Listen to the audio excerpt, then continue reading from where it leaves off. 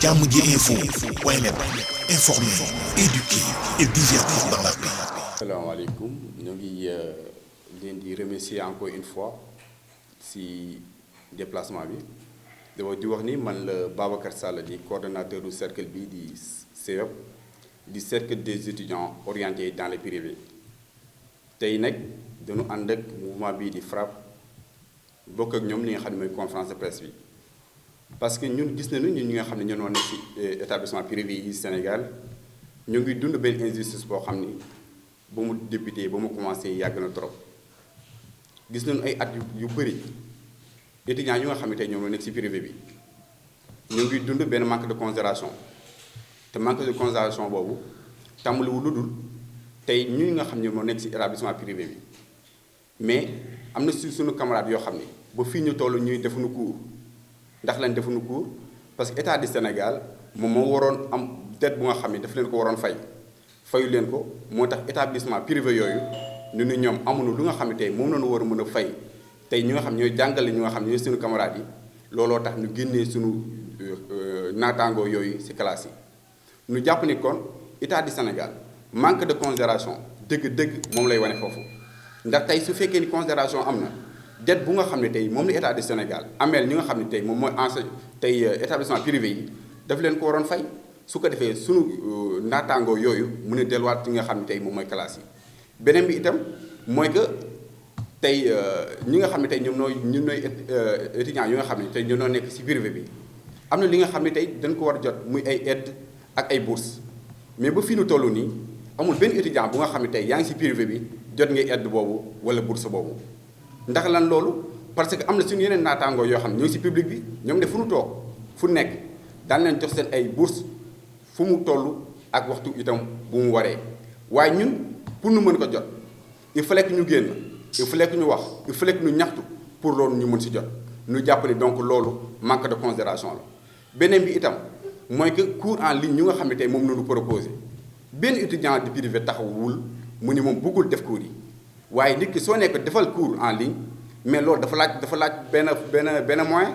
dafa laaj tey ay mesures d'accompagnement yu nga xam ni ñoom la établissement tey moom la tey dirigeant étatique yi war a jël dimbalee ko ñu nga xam ne tey ñoom la suñu camarades yooyu ndax ñu bare si ñun ñu ngi dëkk si ay village ñu bare tey mais am ñoo xam ne sax ñu ngi si ville yi mais dañuy ñàkk li nga xam ne tey moom ñuy jëndee connexion boobu te tey ñu jàpp ni itam ñu bare si ñun tey su fekkee ni dañuy def formation bi nga xam ni formation professionnelle la te formation professionnelle boobu dafa am lu nga xam ne tey dafa laaj daf ko war muy maanaam compréhension te compréhension boobu mënoo ko am mukk tant que demoo ci classe yi donc tey su fekkee dañu bëgg a forcer cours en ligne sans les mesures d'accompagnement mais bañ a bàyyi itam xel ni ñooñu tey ñu nga xam ne ñoo nekk ci privé bi dañu am ay ñu nga xam ne tey compréhension boobu mënu gën a ñor tey mënu gën a yitteel ba tax ne dañuy réclamer su ko defee suñu camarades yi mën a delluwaat ci classe yi tey protocole sanitaire yu nga xam ne moom la établissement bi war a jël wala état bi war a jël nañ ko jël comme nu mu waree jël ko itam comme ni nga xam ne tey moom mooy anam yu gën su ko defee suñu camarades yooyu mën a delluwaat ci classe yi beneen bi itam mooy que tey bu fii ñu toll am na ci suñu camarades yu nga xam ni ñoom pour ñu am bourse bu ñu leen di laaj dañ leen di laaj moins de 14 te moins de 14 boobu gis na ni ñun privé yi rek nañ koy laaj te loolu su amee rek parce que tout simplement dafa am ñoo xam ne tey dañ leen bëgg a jëlee rek yàqal leen seen jàng waaye itam bourse yi nga xam ne mënuy joxe dañ leen ko bëgg a xañ ñun jàpp na ni loolu du yoon loolu suñu koy def dafa am ñoo xam ne dañ leen di gënale ci kaw ñeneen ñi loolu moo tax tey ñu waral tey ñu daje bi ñu daje te tey yàgg na ay semaine ngi nii ay weer ngi nii ñoo ngi daje yu mel nii tey boobu ba léegi itam ñoo ngi jàll itam suñu information tey di jàll suñu doléance ci réseaux sociaux yi ak ci médias yi ñu jàpp ni itam ni ñu nuy waxante ni dafa mel ne sax dañu bàyyiwul xel moo tax su fekkee ni lii ñuy wax boobu ba léegi réglé wuñu ko jour yii di ñëw incha allah daan wàcc ci télé bi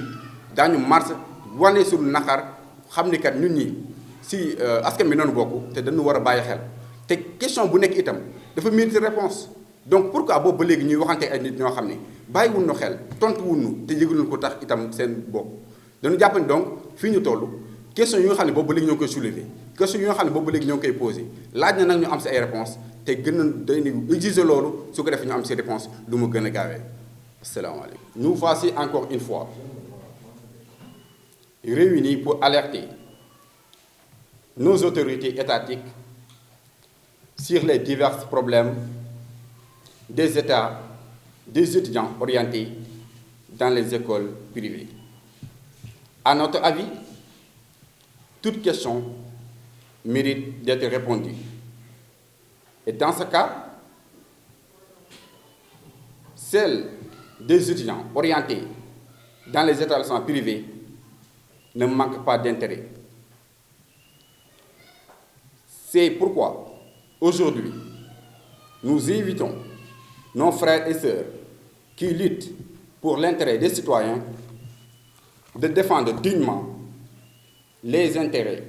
matériels et moraux des étudiants orientés dans les établissements privés. Mais depuis quelques mois, nous n'avons pas cessé de véhiculer nos problèmes à travers les médias et les réseaux sociaux. Mais jusqu'ici, il n'y a pas de réaction de la part du gouvernement, y compris le ministre chargé de la formation professionnelle. Nous ne souhaitons pas de mener inattendue, même si l'envie de se réaliser toute notre mal nous gronde. Pour cette raison de plus, nous attendons les réactions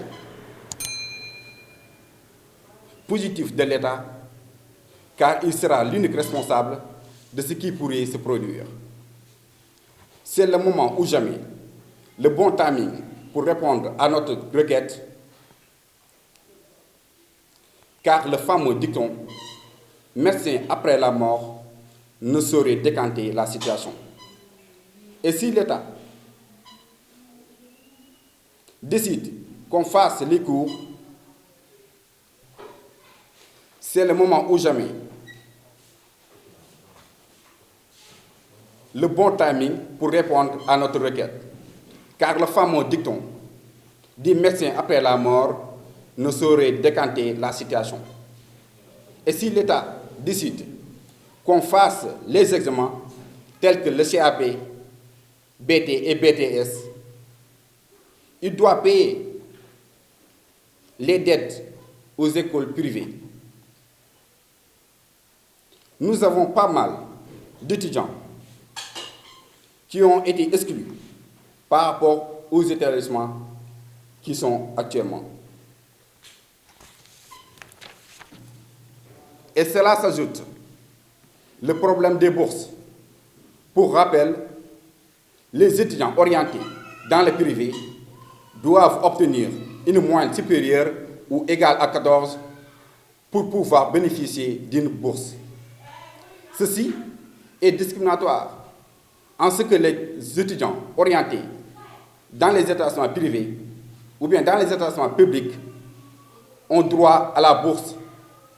dans les conditions plus favorables,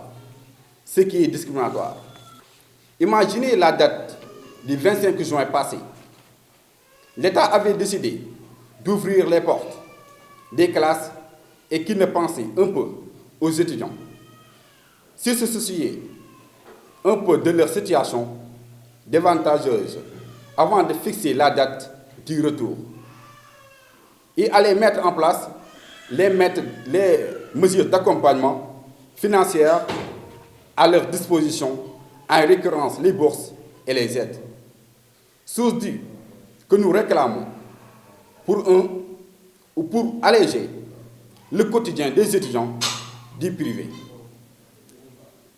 Cette fois-ci, nous sommes limités à un simple rassemblement. Et dans les jours prochains, à défaut de réponse,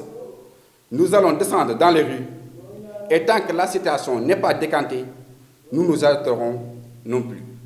Merci. mbokk yi defe naa ñoo ko déggandoo mu nekk benn situation boo xam ne depuis des années yéen a ngi gis étudiants yi nga xam ne ñu ngi ci école privée chaque jour ñu génn di wax kenn fullaal leen kenn faydal leen wante tey jii ne état Sénégal xam ne ñoom bu ñu doon xeex muy cercle des étudiants orientés dans le privé bu ñu nekkoon ñoom kese ci xeex bi tey am na ñeneen ñoo xam ne tey rangé wu nañ seen côté muy waa FRAPP donc bés ni ki tey ñun FRAPP lépp loo xam ne cercle des étudiants orientés dans le privé teg nañ ko muy plan d'action ñun dinañ ci ñëw ba dolli leen ci loo xam ne dina leen mën a permettre ñu mën a gagner seen combat parce que kat lii dafa doy ñoom tey jii nii li ñu waroon ak état Sénégal def nañ ko mooy am seen bac donc du ñoom tey jii nii ñoom ñoo ne dañuy dem ci école privée yooyu état Sénégal bu ñu fàttalikoo moom moo manqué ay université moom moo manqué ay professeurs mu jël leen yóbbu leen ci structure privée yooyu noonu te kat jàpp nañ ne mbas mii nii di coronavirus leçon bi mu jàngal àdduna mooy dañoo war a prioriser les dépenses mooy lan li nga xam ne moom nga alal bi nga war a def ci paj alal bi nga war a def ci njàng nga jiital ko ndax kat njàng bu ñu fàttalikoo ci réew yu ndóol yi mel ni suñu yos yi bokk ci ñaar fukki réew ak ñett yi gën a ndóol ci àdduna njàng mooy ascenseur bi nga xam ne tey jii nii moom gën a génne xeet ci ñàkk donc bu fekkee ne moom moo gën a xeet ci ñàkk yow ñooñu nga xam ne ñoom ñooy soldat éducation doole loo leen kon réew moom noonu du gaaw a génne ci ignorance te kat boo leen demee ci école privée yooyu bët bi ñu leen di xoolee bokkul ak bët bi nga xam ne moom la ñuy xoolee ñi nga xam ne ñooy fay ñoom bu ñu ñëwee rek dañ leen di wan que ne yéen indiwoo leen fi seen bopp état Sénégal moo leen fi indi te état Sénégal kat bor bi mu am noonu fay ñu ko bu ñu wax ci bor boobu noonu état Sénégal depuis 2019 le ministre des finances Abdoulaye Daouda Diallo mi ngi naan ñoom ñu ngi teg ay jéego pour appuyer la dette intérieure mais appuyer la dette intérieure bi ci jiitu mooy ñi nga xam ne tey jii nii say ndongo leen nga war leen a jàngal te tey jii nii ñoom xaalis bi nga xam ne tey moom la ñu war a jëlee pour pouvoir appuyer cette dette intérieure mi ngi ci réew mi ces niches sont là donc nañ ko jël ñun waa FRAPP ñu ngi invité le ministre des finances Abdoulaye Daouda Diallo si nu mu gën a gaawee mu résoudre cette question des écoles privées du Sénégal concernant études à distance yi ñun FRAPP li ñu ci wax lu yomb la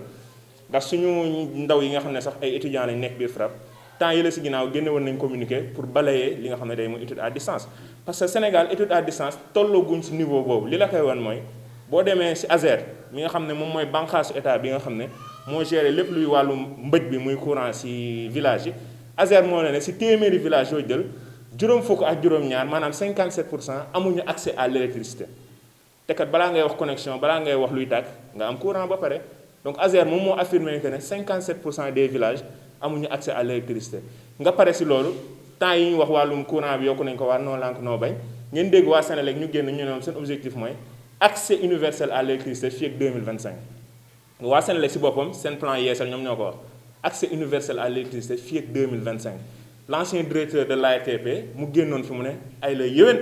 Sénégal bëggoon nañ am réseau yu baax mais boo demee ci village yi couverture réseau bi baaxul am na dëkk yoo xam ne boo fa demee seen 2G sax baaxul donc yooyu yëpp bu ñu ko dajalee day wane que ne mënuñoo yeggagum fii réew yu développé yi yegg mooy di def ay études à distance donc moo tax ñun waa FRAPP ñu ngi solidariser wu ci cercle des étudiants orientés dans le privé di solidariser wu aussi ci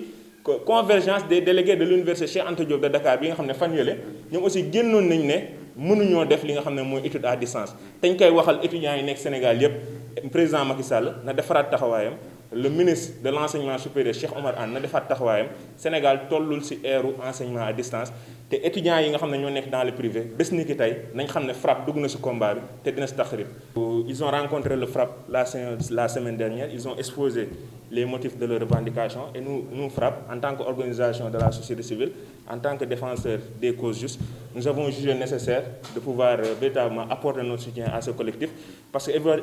effectivement leur revendication est juste. Donc, ils ont eu à avoir le baccalauréat à temps. Donc, pour rappel, c'est l'État du Sénégal en personne qui avait décidé d'orienter ses étudiants dans le privé parce qu'ils n'avaient pas suffisamment d'infrastructures scolaires, parce qu'ils n'avaient pas suffisamment d'universités, parce qu'ils n'avaient pas effectivement suffisamment de professeurs. Donc, eux, ils n'ont pas décidé d'intégrer ces établissements privés. Donc, par la suite, nous avons vu depuis des années qu'ils sont là en train de dire véritablement qu'ils ne sont pas très bien respectés dans cet établissement privé. Et effectivement, c'est le cas. Si vous allez dans ces établissements privés, il y a une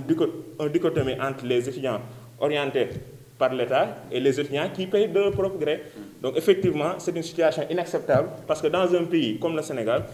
dans un pays qui est parmi les 23 pays les plus pauvres au monde, seule l'éducation est un ascenseur pour pouvoir changer les choses. Donc nous disons que l'État du Sénégal doit appuyer la dette intérieure liée véritablement aux établissements privés le plus rapidement possible parce que les niches sont là. Donc la Covid-19 a montré que les États doivent prioriser leurs dépenses en misant essentiellement sur la santé et sur l'éducation. Donc c'était l'objet de cette conférence et effectivement aussi le FRAPP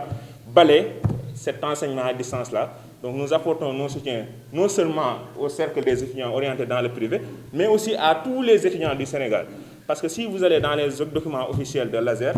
la structure étatique qui gère l'électrification rurale, l'ASER dit clairement que sur 100 villages, 57% n'ont pas accès à l'électricité. Donc je pense que c'est un chiffre assez révélateur. Et durant même notre combat contre la hausse injustifiée et injuste des tarifs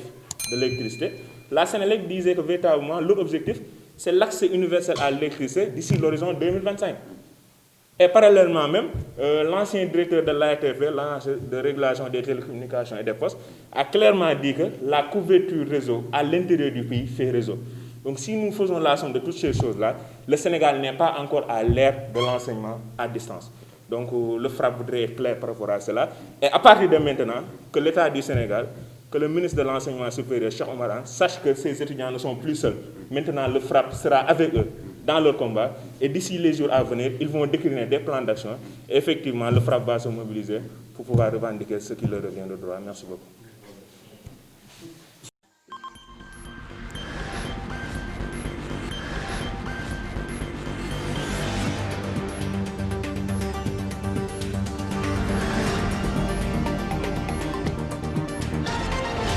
Diamondji Info point net,